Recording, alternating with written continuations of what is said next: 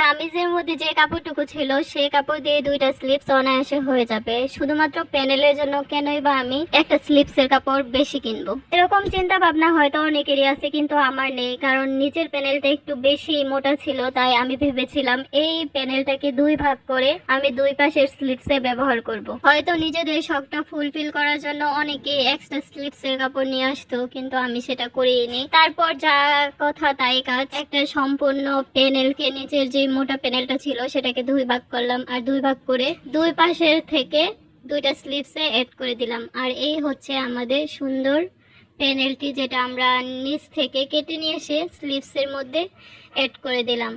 আমার কাছে খারাপ লাগছে না, মোটামুটি ভালোই লাগছে। যদি সম্পূর্ণ প্যানেলটা থাকতো হয়তো বা আরো বেশি কিউট লাগতো। যাই হোক, এখনো কিন্তু খুবই কিউট লাগছে। মনেই হচ্ছে না এটা আমি জয়েন্ট করে সেট করেছি, তার জন্য বানানো হয়েছে। সে ভীষণ খুশি, আমি নিজেও অনেক খুশি।